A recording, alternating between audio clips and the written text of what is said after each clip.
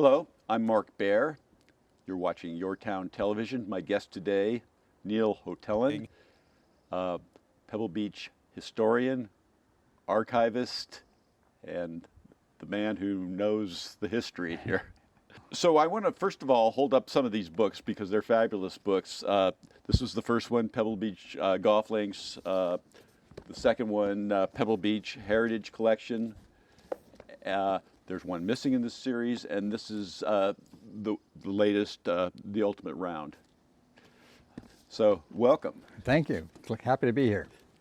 Okay, so let's first of all let's talk about the books first. Okay. How did this come about?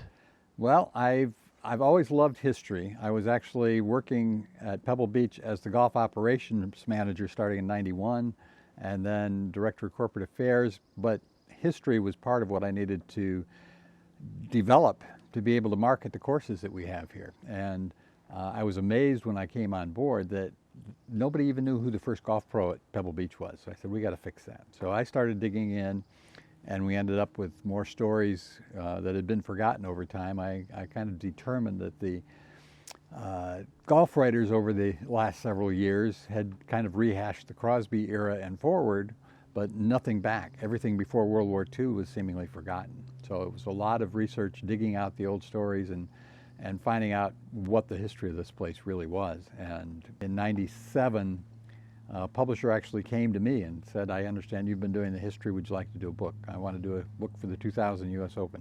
And that's how the first book was born. And again, we are what many would consider, if not the premier golf course in the world, one of the premier golf courses of the world. Explain to people what Pebble Beach is exactly, maybe. Well, Pebble Beach, in my view, is the premier. In fact, in the year my book was published in 2000, Golf Digest named it the #1 golf course in America. It's the only time it ever had that #1 ranking, but it's always been in the top 10. And all of the other courses that have always been in the top 10 are private clubs. Right. So this is a public golf course that stands alone. In fact, the publisher who was doing the 2000 US Open as well as the 2000 British Open at St. Andrews knew St. Andrews had a lot of history, but when he read the manuscript that I provided him, he said, there isn't a course on the planet that can touch the history of Pebble Beach. We've had every great golfer that has been here. So golf has become the mainstay of Pebble Beach, but it is so much more. It's a lifestyle. And Pebble Beach has been around for over 100 years. It was a premier real estate development. Golf was just built to help sell the real estate, as it does often now, but it was pretty rare back then. Who designed it? The golf courses, amazingly, were designed during a period when the company was for sale. Sam Morse was the developer, and he was actually hired to liquidate all of the holdings of the railroad barons who owned property all over the country, even out of the country. And Morse was liquidating everything, but he fell in love with this piece of Monterey, and he ended up buying it himself. But before he bought it, he decided that he could improve the value of it by building a golf course there. And he had a couple of amateur golfers that didn't charge anything to lay it out, but both top amateur golfers, Jack Neville and Douglas Grant. Grant actually had just come back from England after being there for several years, came back because of World War I, which is why he happened to be here. And Neville kind of grew up on the California coast. He had a membership up at Oakmont with his parents and became one of the best golfers in the state. And Grant obviously was not from the state so much, but arguably a better golfer. In fact, the years he was here, he won the medal honors at the state amateur every year. So this is the 1920s? 1917 actually. Yes. Was when they started construction. What was golf as a sport back then? It actually was pretty big, but mostly in the East. The United States Golf Association was based in New Jersey, and the Western Golf Association was based in Chicago, which gives you an idea of what the West is. So no big tournaments had been out here, except the Western Amateur actually came to the Del Monte Golf Course in 1916, which was the company's first course. and it was where the State Amateur was born and played for many years until Pebble Beach was built. And now Pebble Beach owns it. Pebble Beach has always owned it. It's always been part of the family. Oh, I didn't know that. Yeah, Del Monte was the golf course built for Hotel Del Monte, which was the start of the resort. Pebble Beach and the lodge were kind of an annex that started in 1909 as a tourist stop with the lodge and the beach there, and in 1919 became Pebble Beach Golf Links with a brand new lodge. Over the years, I've only known you as the historian, but that's not how you started.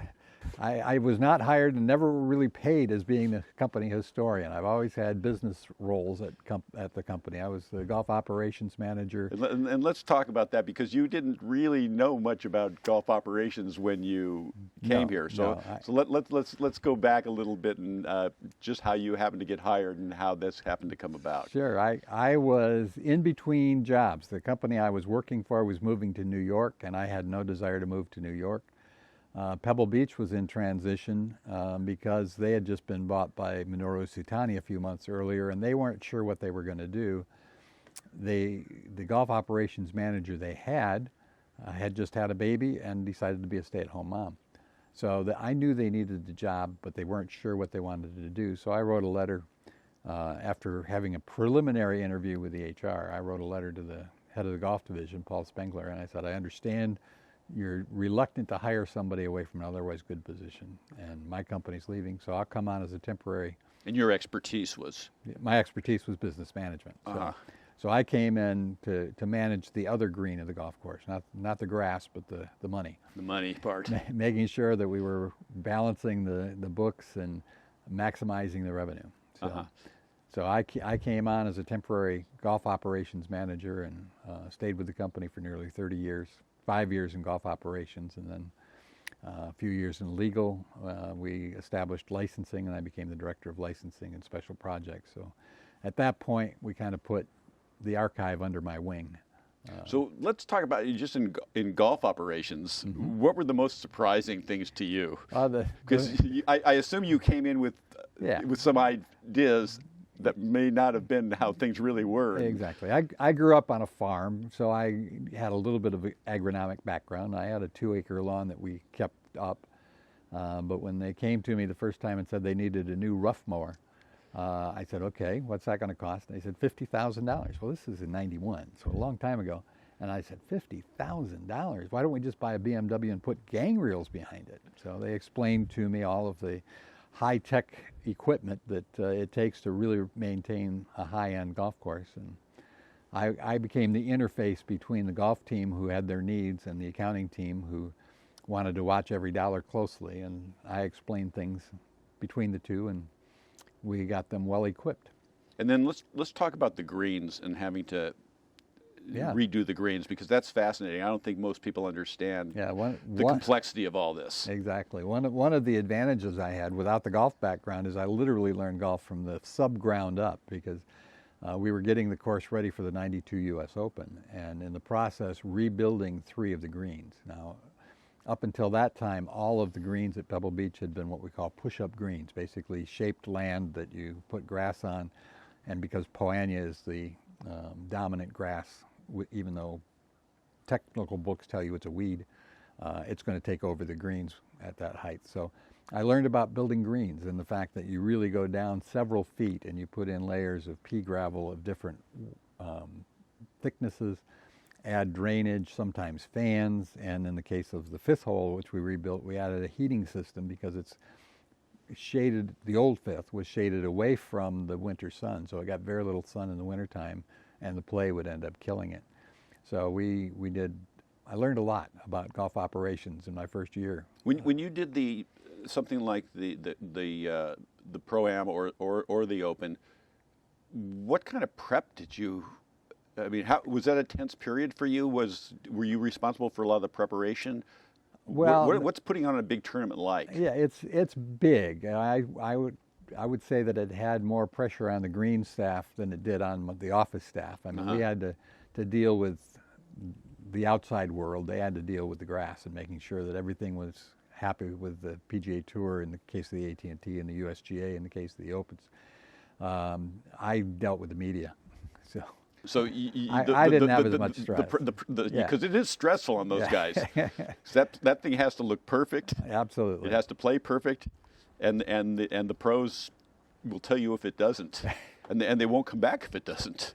They'll come back, but yeah, they'll come back. But they'll complain if it doesn't. Yeah. There actually was a major incident in '77. The PGA Championship was played here, the one and only time, and we were in the midst of a drought, and they almost pulled the tournament, but the head of the PGA said, no, we're going to have the tournament at Pebble Beach, and they had it, but they actually had to make special rules for cracks in the ground. If your ball landed in a dry spot where there was a crack, you got relief. Wow. So I think one of the things people pay for when they go to Pebble Beach is the history. It's a storied place. Yeah. And so how did you, let's talk about building the archive. Let's talk about, and having an off-site location and storing the things, because until you came, I believe everything really wasn't put together, was it? Yeah, it was started. Thankfully, it was started. After Sam Morse died, the founder of the company, he ran it until '69 when he died. So 50 years. He had a good run. But after he died, the ownership changed, and most of the archival material was either packed up and shipped away, or given away, or thrown away. And we've recovered some pieces of what was given away. But it was all put in outside storage. And a couple of retired school teachers moved to Carmel, and one of them, the brother, was very involved in trains. And he came to the company to see if he could go through the archives to see what we had on the old Del Monte Express that brought people down to the peninsula.